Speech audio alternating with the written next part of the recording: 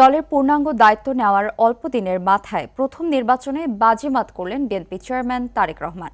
নিজে দুটি আসনে জয়ী হওয়ার পাশাপাশি বিপুল সংখ্যাগরিষ্ঠতা পেয়ে দলকে নিয়ে গেলেন রাষ্ট্র ক্ষমতায়। গ্রহণ করলেন সংসদ নেতা ও প্রধানমন্ত্রীর দায়িত্ব। 25 জন পূর্ণাঙ্গ আর 24 জন প্রতিমন্ত্রী নিয়ে করলেন মন্ত্রিপরিষদ গঠন। শপথ নেওয়ার পর মন্ত্রী প্রতিমন্ত্রীরা জানালেন সামনে অনেক চ্যালেঞ্জ, তবে তারেক রহমানের নেতৃত্বে সব চ্যালেঞ্জ মোকাবেলা করা সম্ভব বলেও আশাবাদ তাদের। আরও জানাচ্ছেন শামীম চৌধুরী।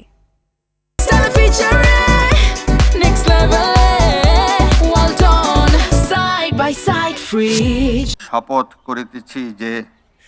করিতেছি যে নির্বাসিত জীবন থেকে সরকার প্রধান যথাবিহিত আচরণ করিব।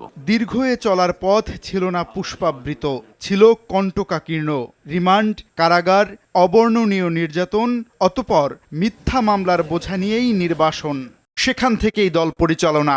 সব মিলিয়ে এক দীর্ঘ কঠিন সময় পার করতে হয়েছে তারেক রহমানকে।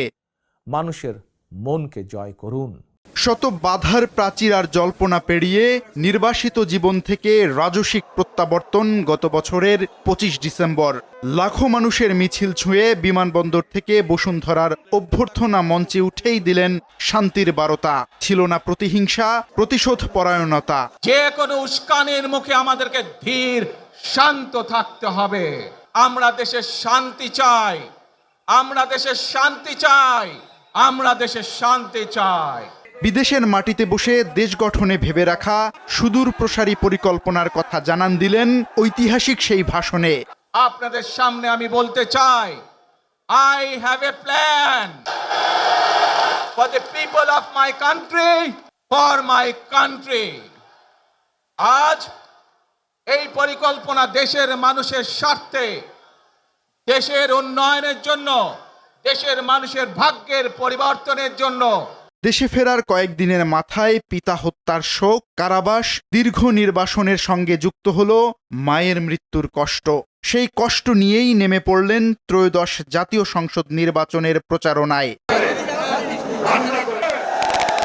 বিভাগীয় শহর আর দেশের গুরুত্বপূর্ণ অঞ্চলে জনসভায় তুলে ধরলেন দেশ গঠনের সুনির্দিষ্ট পরিকল্পনা। দুর্নীতি এবং আইন শৃঙ্খলা, এটির সাথে কোনো কম্প্রোমাইজ নেই। 12 ফেব্রুয়ারি সন্ধ্যা থেকে গভীর রাত পর্যন্ত টেলিভিশনের পর্দায় সবার কৌতূহল নির্বাচনের ফলাফল নিয়ে। দেশ পুনর্গঠনে তারেক রহমানকেই বেছে নিলেন দেশের মানুষ।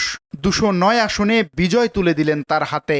জনগণের এই বিশ্বাস এবং ভালোবাসার প্রতিদান দিতে আমাদেরকে ঐক্যবদ্ধভাবে কাজ করতে হবে। একক সংখ্যাগরিষ্ঠ আসন পেয়েও ভিন্ন এক রাজনৈতিক দৃষ্টান্ত স্থাপন করলেন বিএনপি প্রধান। নিজেই দেখা করলেন বিরোধী 3টি রাজনৈতিক দলের প্রধানদের সঙ্গে। এলো সেই মাহেন্দ্রক্ষণ শপথের সময়। ইতিহাস গড়ে খোলা আকাশের নিচে সরকার প্রধান হিসেবে মন্ত্রী প্রতিমন্ত্রীদের নিয়ে করলেন শপথ গ্রহণ।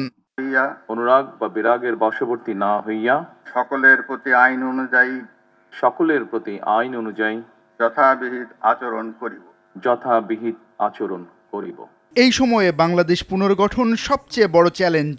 তবে ভঙ্গুরে অবস্থা থেকে তারেক রহমান দেশকে টেনে তুলতে পারবেন এমন বিশ্বাস তার মন্ত্রী পরিষদের।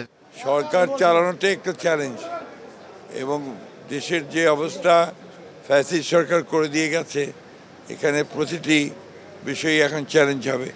তা আমরা খুব আশাবাদী যে আমরা এই চ্যালেঞ্জগুলো সাফল্যের সঙ্গে মোকাবেলা করতে পারবো জনগণকে নিয়ে। মানুষের পাশে থেকে আমরা যেন সুন্দরভাবে তারেক রহমানের নেতৃত্বে দেশটাকে নতুনভাবে গড়তে পারি, এই চ্যালেঞ্জটা নিয়ে আমরা এগিয়ে যেতে চাই। জুলাই পরবর্তী বাংলাদেশে নতুন অধ্যায়ে শুভ সূচনা হলো 17 ফেব্রুয়ারি। সামনের পথ কঠিন, তবে 17 বছরের কঠিন পথ পাড়ি দেওয়ার মতো এখানেও সফল হবেন তারেক রহমান, এমনটাই প্রত্যাশা দেশবাসীর। বাংলাদেশ সরকারের নবনিযুক্ত প্রধানমন্ত্রী ও মন্ত্রিসভা শামীম চৌধুরী, RTV, ঢাকা। অনুষ্ঠানের শুরুতে